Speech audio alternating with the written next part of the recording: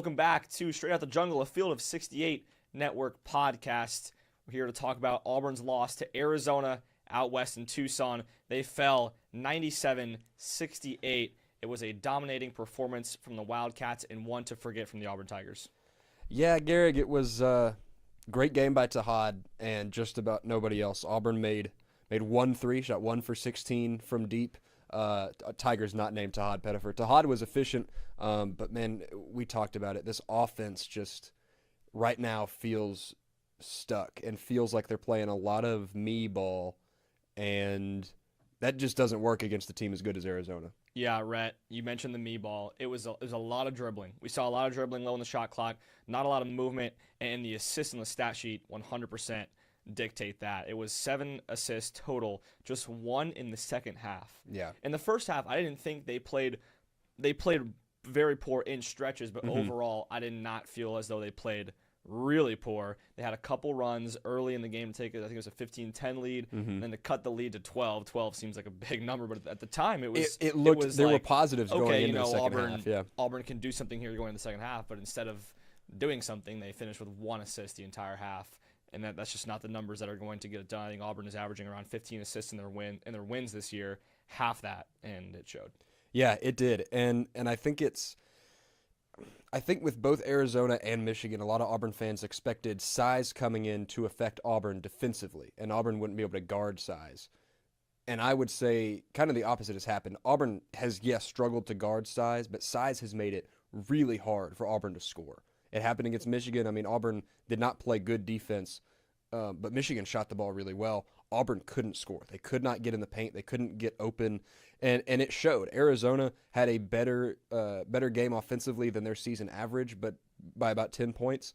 But Auburn just looked dead offensively. Aside from Tahad Pettiford, who again had a good game, but ultimately doesn't really mean anything. I think Auburn has got to just flush this, get past it, and they've got to make some kind of change to deal with teams that are bigger than them. Yeah, and we talked about the change before we kind of went on the air with this podcast, but at what point are we going to see Emeka Okporo get real meaningful minutes on this team, Rett? Yeah, I don't know when it happens, but I mean, you've played 2 teams that are way bigger than you, and you've lost by just about 30 in both games with Michigan and Arizona. I really love Keyshawn Murphy, but he just isn't big enough right now to be a 5 in college basketball. I think you have to make some kind of change, and whether you think Mech is ready or not, you've got to try it. And so I think, next time Auburn matches up against a big team, Purdue has some really good bigs. I think you're going to have to see Emeka Okporo minutes, or else you face the risk of this again. Yeah, and Mech, when Murph was dealing with that injury, I thought he actually played pretty well in his time. Sure, it was against lesser opponents, but I think he has proven, at least to me, Stephen Pearl sees him in practice every day, so I'm sure it's different. But I think as a fan, you are now wanting to see him, especially with the way the Tigers are just getting bullied around. That's really what it is. It's just every time a ball goes up, I feel like from the perspective of an Auburn fan, they're probably like, "Oh man, please grab a rebound, please grab every time a ball is off the rim." Yeah, and the boards have been all right. They got out rebounded by Arizona, but it wasn't awful, especially considering how many shots they missed. Yeah. You expect that to be bigger than +6 for Arizona, but defensively they just haven't been able to deal, and that's something that Met gives you. And offensively, I don't know. You don't have a Janai Broom on this team, obviously, National Player of the Year contender down low, but you don't even really have, going back a little bit, Anthony McLemore, Austin Wiley, guys that aren't going to be more than really 10-point per game type guys, but that can give you something in the paint because they've got some size. Keyshawn Murphy has plenty of skill, and Sebastian Williams-Adams, those guys can be really good in the paint, but they just don't have the size always to get their shot up, and it feels like that is killing Auburn offensively against teams that are big. Yeah, and this brings us back to something we talked about at the beginning of the year. It was that Auburn would have to get creative, offensively and defensively, with their size, and I just don't think we've seen that creativity. We haven't even seen the creativity on the offensive end in general, and that's something that we need to see from the Tigers. I think if they're going to want to reach the true potential that this team has, is they have to start getting creative in other ways than what they're doing right now, and right now it's none. It's dribbling offense. Yeah, basically. we're not seeing enough ball movement. you said it. The guys were standing around in the second half offensively. It feels like this team, and part of that is going to come when you make shots. Sometimes you just got to make shots. Yeah. And some games you're going to shoot the ball well, like Auburn did against NC State, although granted it was 2 guys, but they shot the ball really well. And some games you're going to have nights like you did against Arizona where you don't shoot it well, and that's going to affect the entire look of your offense. But you're right. This team is going to have to find a way to get creative and maybe distribute out of the post instead of trying to score out of the post. Keyshawn Murphy can pass the ball really well. Sebastian Williams-Adams can pass the ball really well. It seems like Filip Jovic can probably pass the ball pretty well. How does Auburn start moving through the post to open up offense on the outside, because they don't have it inside. And Tahad, as great of a player as he is, has never consistently been efficient as an inside scorer at Auburn. I say never. It's been, a season and a third at this point. So there's still time for that to come. But Auburn has got to figure out how to be efficient beyond the arc and a step inside if they're not going to be efficient at the rim. Yeah. Because the rim is where it's supposed to be easy. And you're undersized. It's fine that it's not easy. Got to figure something out to make it happen outside. Yeah, and to keep talking about kind of the perimeter shooting, Auburn 6 of 25, 24% from deep. And I think in a large part, it is because it was a ton of forced shots. Shots it was. Maybe early in the shot clock that you would recommend not taking. And then it leads me to my second point. Everyone's just kind of standing around. There's no one to find. Shot clock all of a sudden is 4, and someone has to put up a low percentage look. It was tons of low percentage looks against Arizona. That's basically what it was the whole night. And when you're dealing with this, a team with the size that Arizona has, which Auburn will deal with a lot more this year in the SEC, it needs to be ball movement. I think the number one thing for Auburn to try and fix right now to better this team is the ball movement. The assist numbers has to be higher, and I think it has to start with Tahad. He only had 1 assist, and that's where it's got to start for me.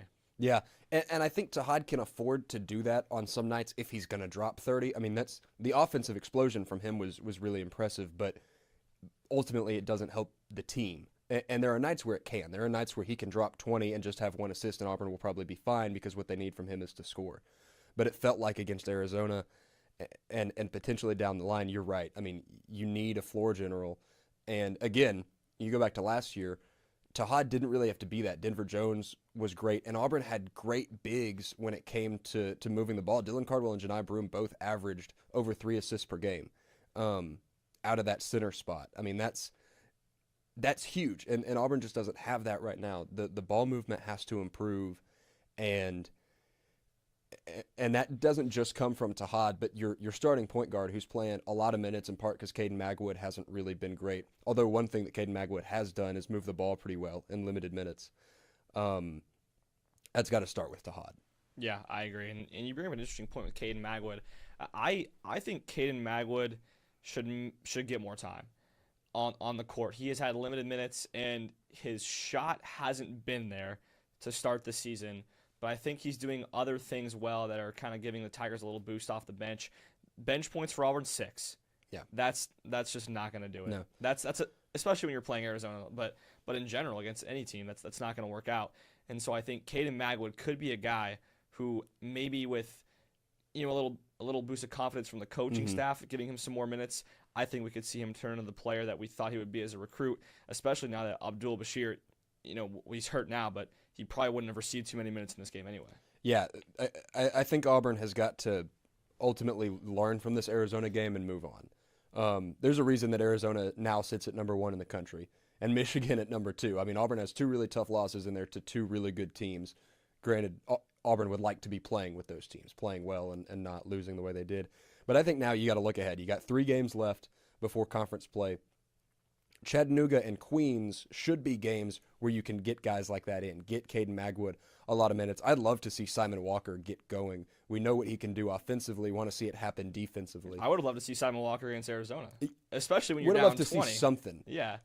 But also, I understand why. A game on the road, once it gets out of hand, you don't want to just throw something at the wall and see what sticks. But I think Auburn might have to do that moving forward. Because they're going to have to end up rolling with more than eight guys. In my opinion, I think you can run 8 in college basketball, but those 8 have to be performing every single night. The 3 on the bench have to score more than 6 points. Yeah. Right. So, and I think Auburn's going to see it against Purdue. They go up to Indianapolis on December 20th.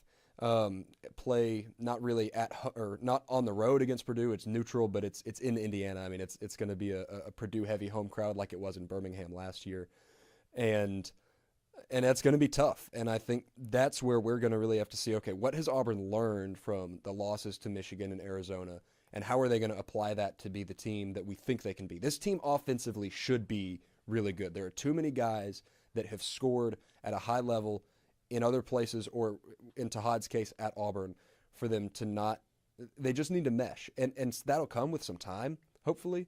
But you got to see some changes be made. Stephen Pearl said in his introductory press conference, the offense was going to play free. They weren't going to be super strict on it.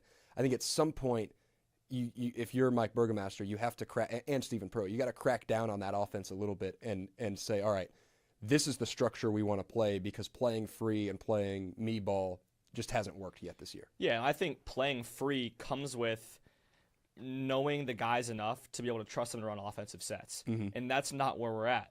Right. We're playing timid because I feel like maybe in the players' minds, playing free is I'm going to go out and get my shot. Right. And I think that's something that has to improve for sure in these next couple games. Well, Queens and Chattanooga are games where you can really implement some good offensive play calling and kind of get the team to jump. I mean, it's unfair, in my opinion, to really overreact to a loss to number 1 and number 2, two teams that are like generational talent on those teams in Arizona and Michigan. Yeah, they're stacked teams. And then you have an Auburn team who it returns 0 starters, pretty much only 1 player with minutes off the bench last year, and Tahad could have obviously been a starter last year. But the rest of them, this is their first time playing with each other. Mm-hmm. Some of them didn't come in until late in the window with Phillip. And so I think at this point in the season, playing the number 1 and number 2 teams might not be a game. You obviously want to go in expecting to win every game, but overreacting, I think, is a bit rushed. Yeah, I think that's a really good point, and I think I think Steven said that with Arizona. Said, look, this loss is on me. These guys weren't ready for this game. And that's a really hard thing to hear as a fan. That's probably also a really hard thing to hear as a player. Yeah. And it's probably a really hard thing for Steven to say. But I think he's right, and I think you're right. This team needs a little bit of patience from themselves and from the outside, and say, we know this is not going to be the team that it was last year. Expectations are still high. Hopes are really high. But it's a new team. And I think that's a really good point. And the good thing is you're in the SEC. I say the good thing. It can also be a bad thing. Yeah. It's going to be tough, but you have plenty of time in the season to prove that. You're playing a really tough non-conference schedule, and you've gotten some good wins. St. John's is a good win. Oregon and NC State haven't been the level Auburn thought they would be, but those are solid wins. The Houston game showed some really good signs of life. You've just got 2 really big losses in there that are frustrating.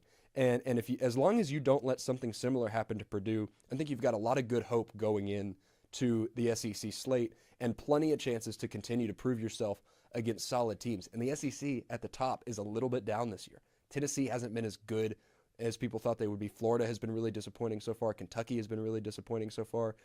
The windows are there for Auburn to make a jump, have a good SEC record, and still turn this around before conference play starts. Yeah, I agree 100%. If you look at Auburn's first 3 conference games, everything in the SEC is an opportunity, right? An opportunity to get a win and prove yourself against harder teams. They go to Georgia, to Stegman, January 3rd. Now that game is one I'll circle, because Georgia has been looking like a much, much improved basketball team, one of the best offenses in the country. That's a tough place to start. And Stegman's a good environment. Auburn has not been great at Stegman has historically. Their number. Yeah. So there's a start right there. I'm looking at that game. If you can go 1-0 there, you have Texas A&M at home the next Tuesday. And it's a different A&M team than they've been used to. Exactly. I think Auburn can go 2-0 there, and then that sets up what I think is could be a season-defining matchup at home Saturday versus Arkansas, who has had some big wins already this year. Yeah, I think Arkansas right now you feel like might be the favorite to win the SEC, given that Florida has not come out the gate strong. Now, our buddy Carson said it earlier, and Carson's over here running the switcher for us. Carson's awesome. Florida's going to figure it out. They're not going to be likely as poor as they've been all year, but they've shown weakness, and they've shown that maybe Walter Clayton Jr. carried a team to a title. Alabama has looked good to start. They haven't looked maybe as great as expectations for Bama have turned into even better than Auburn, and hoping that you're competing for a 1 seed every year. Arkansas has overperformed. Tennessee has a good win, but a tough loss against Syracuse. So there are chances in the SEC, and I think Auburn needs to just get through this non-conference, and then they'll be ready for that. Yeah, plenty of opportunities, I think, still for this Auburn team, and in a good amount of time. A month until conference play starts. You have some big gaps in between games, like weeks in between games. And so I think Auburn has plenty of time to figure things out before conference play starts. But yeah, the potential of this team, I just think we're not even close to seeing it, and that can be a good thing. Yeah, that is a really good thing. I mean, you want to see it happen, and you want to see them, figure something out. But it's good that you've got all these guys, and there's still time for them to mesh. And when they mesh, man, how good can this team be? Yeah. So positive for Auburn. Arizona loss is tough, and you look at the schedule, and you still got Purdue on there, and you got to go play a really good team, mostly on the road. See how that happens. But yeah, I think December is a chance for Auburn to, if you get a win against Purdue, awesome. If you don't, I don't think anybody, I mean, they fell 1 spot after losing to Arizona. They're still number 21. They're probably going to sit in that range most of the season unless they do something that surprises us. And I think Purdue is, you just have to see these games as an opportunity. Every game is an opportunity to get better, to mesh, and maybe go out and get a big win. Yeah, you never know. So Auburn plays Chattanooga in Atlanta as part of Holiday Hoopsgiving Saturday, December 13th. That game is at 3:30 Central Time. They then go to Indianapolis to play Purdue on the 20th, and then they come back to Auburn for their final non-conference game December 29th against Queens. So that's it for their non-conference slate. 3 games left. We'll try to talk after Purdue, but we will both be back home, so not in our nice little studio here. That's going to do it for this episode of the Straight Out the Jungle